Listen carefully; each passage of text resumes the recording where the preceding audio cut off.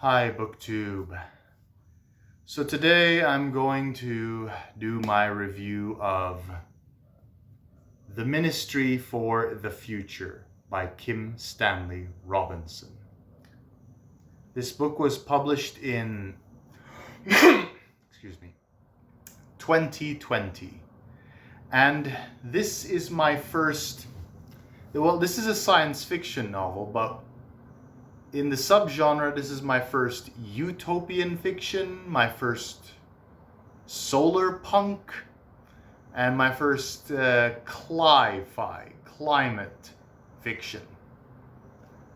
So it is very much about climate change and environmentalism. Now, before I discuss what the book is about, I want to get one thing out of the way very quickly. So the structure of the book challenges tradition. So there's no strict structure for the book. There are a series of one-page chapters. There are sometimes 10 to 20-page chapters. And there is everything from regular narrative structure of a third-person narrative story to first-person narratives jumping from one perspective to another at random. And sometimes there's pseudo textbooks in here, fictional textbook passages, and there's even some poetry involved in here.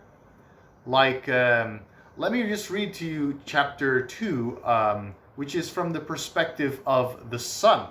There's also a chapter in here from the perspective of an atom. So it's fascinating. It's fascinating. Let me just read chapter 2 to you very quickly. It's actually very, very, very short. I am a god, and I am not a god. Either way, you are my creatures. I keep you alive. Inside, I am hot beyond all telling, and yet my outside is even hotter. At my touch you burn, though I spin outside the sky. As I breathe my big slow breaths, you freeze and burn, freeze and burn.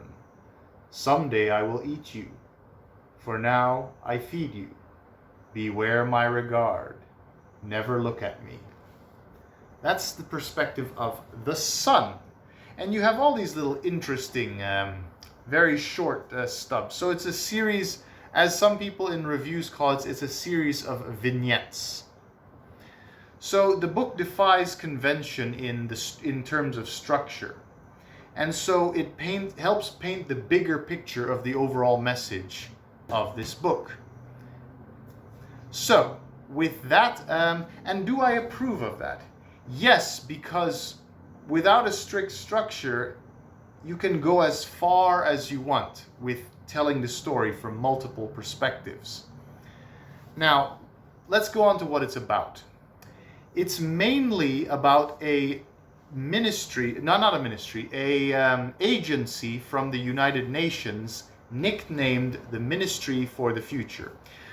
Before I go any further, the story takes place from 2025 to sometime in the mid-2040s.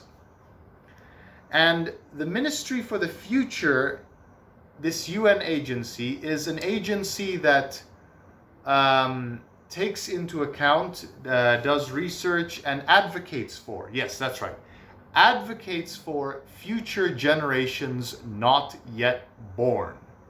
So for the pro-life crowd out there, people opposed to abortion, you might want to check this book out, but it's not about it's not about pro-life versus pro-choice. Very different thing. So they advocate for the welfare and the rights of future generations not yet born. So it mainly concerns how to tackle climate change, so that there is a future for so future generations have a planet to live on. And this ministry is led by a woman named Mary Murphy, who is a former Irish diplomat.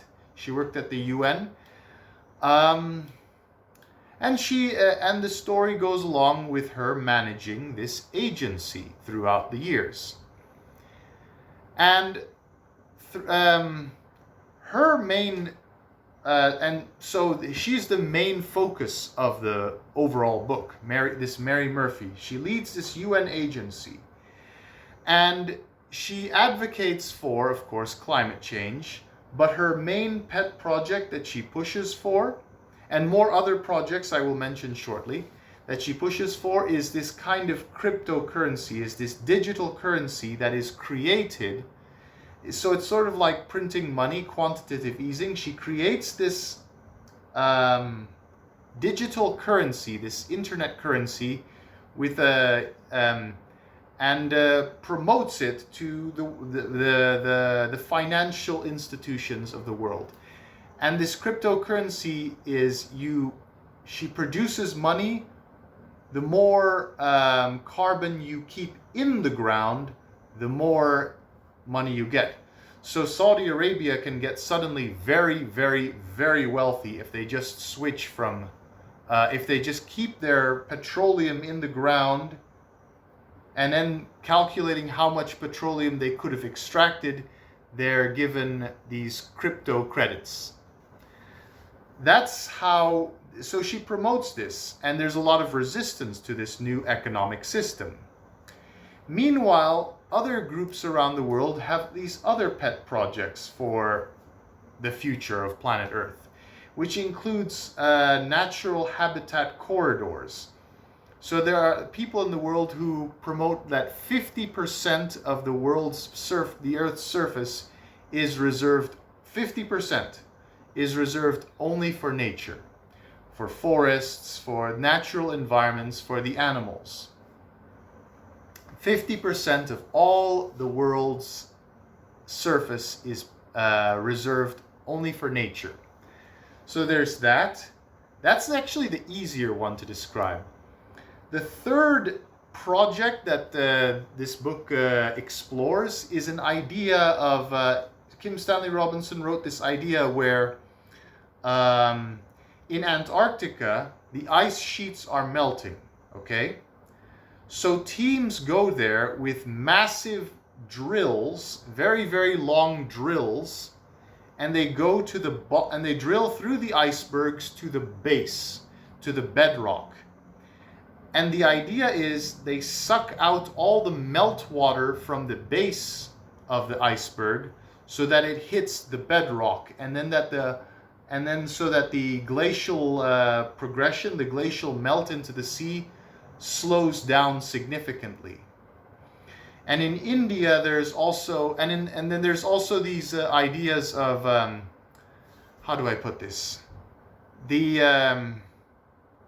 So then they take out this the meltwater, and then they spray it into the below zero air, converting it into snow and ice, so then that the ice surface is rebuilt. So they take the meltwater and they produce ice.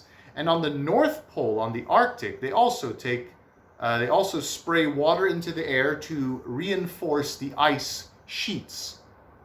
And there's also this idea of spraying some kind of sort of like Snowpiercer, if you know that graphic novel and that movie and that short-lived TV series, where they spray some kind of chemical in the air to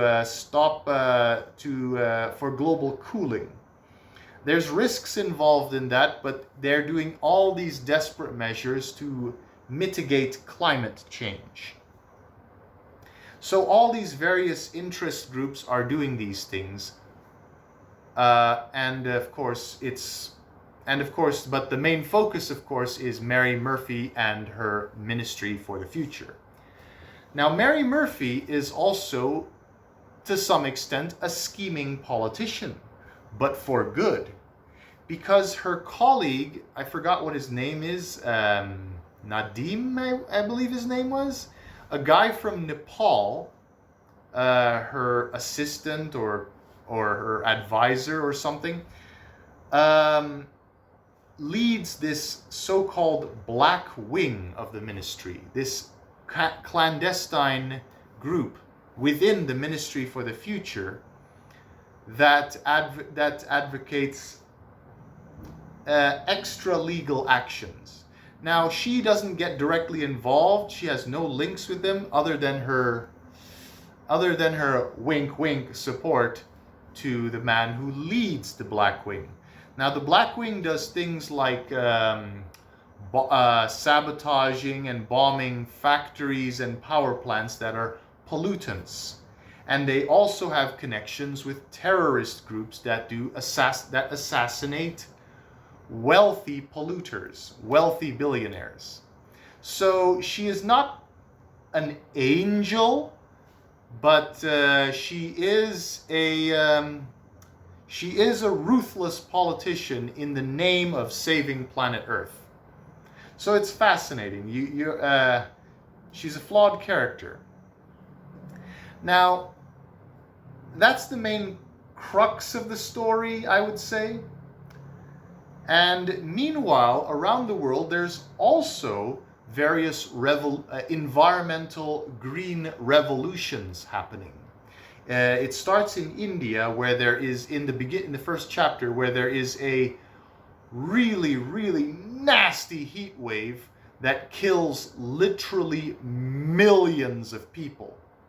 And as a result, the right-wing government is thrown out in the next election in India, and has this very revolutionary style green government, environmental government, where climate change is the highest priority. They are the first people who came up with the idea of spraying some kind of chemical into the air to stop the planet's surface from heating. There are various other ideas for how to mitigate climate change in this book that I just find difficult to explain, or I've forgotten about. So India is the first domino. Then there is Saudi Arabia, and then there is some modest reforms in China, not revolution. So there's a series of revolutions, some violent, some peaceful through the ballot box. There's this series of green revolutions, and then when these environmentally friendly governments come to power, they adopt this cryptocurrency which Mary Murphy promotes. But these revolutionary governments all over the world come as a result of environmental catastrophes. So another thing I want to get to is my favorite chapters in this book are the ones that are from war and climate change refugees, the victims and the refugees of war and climate change. They have a very personalized look at the impact climate change is the impact of climate change directly at the personal level. It shows it from a very intimate level. Yes. So those are my favorite chapters, the refugees and the victims of climate change. So there are chapters of people lining up for food and water. There are chapters about people's harrowing journey through deserts and oceans, victims of human trafficking. Those little mini chapters, those are my favorite because those are from the perspective of the little guy. So I like that. I like that a lot. Now, but my favorite chapter was the chapter where the terrorists hijacked the Davos Forum and forced the billionaires to watch propaganda videos about starving children all over the planet and environmental destruction and all of that. And they forced the billionaires to live for a week with river water. They shut off the running water in their luxury hotels. So the only waters they can drink in this small Swiss village, which they hijack, is river water and their expensive wine and whiskeys. I love that, sticking it to the rich guy. Now, this book challenges me because the book affirms everything I've believed in politically my whole life about an ideal society. A cryptocurrency wasn't in me, but wasn't something I thought of, but everything I ever believed in terms of climate change and a fair distribution of resources and a fair distribution of the wealth. This is the language, the political language in this book is very left-wing.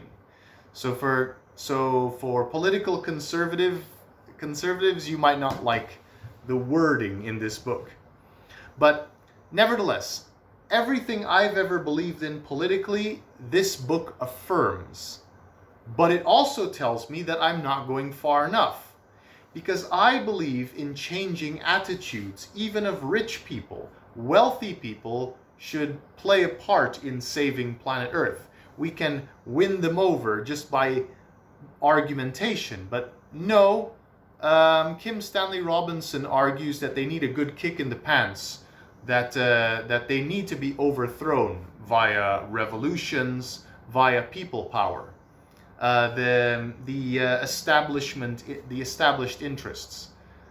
I don't believe that personally. I believe we can win everyone over, but no, for them it takes people power revolution and the results and the catastrophic results of climate change for people to truly make a change and overthrow the established order of this world. I might not be able to explain that very well, but I would encourage you to read this book. I rate it a 9 out of 10. So it challenges me, like I said, it challenges me to be more radical, be more revolutionary in my ideas. Because there is just no time for incremental changes. And when I say that billionaires, that wealthy people should play a part, the wealthy capitalist class should play a part in saving planet Earth, what I mean is there should be a new form of capitalist thinking. Like, say you earn $10 million, or say you earn $1 billion. Why do you need 10 billion? Why do you need 100 billion? Why do you need to be a trillionaire? There are people on the left of the left wing of politics who disagree with me and say billionaires should be illegal. I don't necessarily go that far. I just think there should be a social attitude. If you earn $100 million, okay, let's put it at 100 million. Then you should say, I should stop my infinite growth outlook and then give back, I don't know, 90% of everything I earned back to charity, back to the government, back to good causes, okay, philanthropy. And then I'm just comfortable with the wealth that I need to live comfortably. So I have just enough money to have enough caviar for the rest of my life. But not so much that I don't know what to do with it. I just buy a whole bunch of houses that remain unoccupied. So I'm of the belief that I can win over wealthy people, saying you don't need to accumulate in an indefinite amount of wealth. Some people cannot be persuaded, but I believe most people can be persuaded. Kim Stanley Robinson doesn't agree with me. He thinks there should be revolutionary elections, there should be violent overthrows of governments replaced with green governments. Now the book acknowledges, by the way, I forgot to mention this earlier. The book acknowledges that the transition from today's society into a utopian society is scary. The transition is frightening. There are violent revolutions. There is catastrophic climate change. The results, there are these series of natural disasters. there's stock market collapse.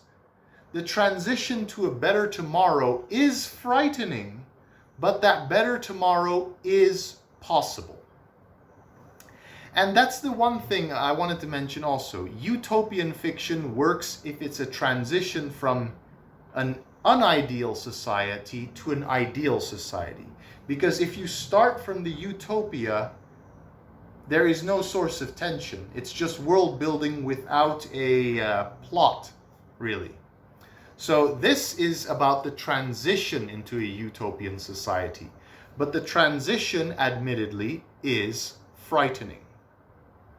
There's also a character in here called Frank, who was a witness, who was a survivor to the heat wave in India in the first chapter. And we see his struggles through life, we see him trying to deal with his trauma of seeing hundreds of thousands of dead bodies around him in the heat wave. Him trying to cope with this new world and what his place in this new world is. He also he's the second most important character in this book.